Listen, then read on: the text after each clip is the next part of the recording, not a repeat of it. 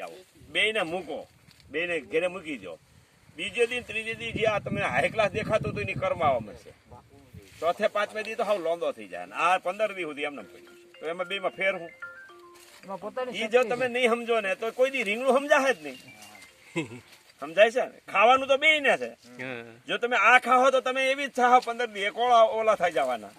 એટલે આમાં ન્યુટ્રિશન તાકાત પૂરી છે. આ રીંગણામાં સ્નાયુ મજબૂત છે એના, આના સ્નાયુ ઢીલા પડી ગયા.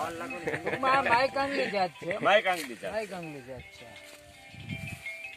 જાત તો એટી છોડ માયકાંગલો નહીં હોય, એકેય નિયમો નથી. પણ હુકમ નથી નિયમો? કારણ કે એના જે આ ઝીંડવા છે એનું વજન નથી. એમાં માયકાંગલો છોડ એમાંય છે, પણ એને વાળી દેવા જેટલું એનામાં તાકાત નથી. આને વાળી દીધા છે કારણ કે આ ભલે હૈસે નબળો છે પણ ઝીંડવું તાકાત વાળું છે. એટલે ઝીંડવાનું વજન છે. આપણે એ વજન જોઈ લઈએ.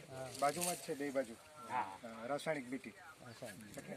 એ પણ જો હળવું હોય, ફાલ જ હળવો હોય. હા, નહીં તો એમાંય થોડાક છોડવા નમવા જોઈએ. આમાં 8 થી 9 કપાસ છે નીકળતા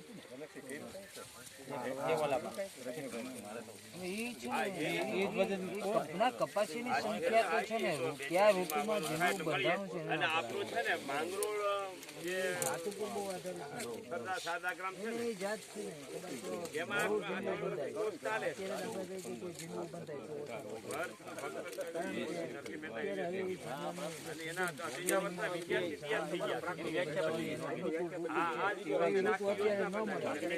નાનું થાય એ આખી જુદી વાત છે.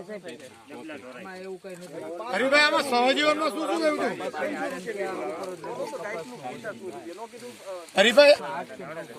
સૂર્યમુખી ના અડદ પછી 5 કપાસ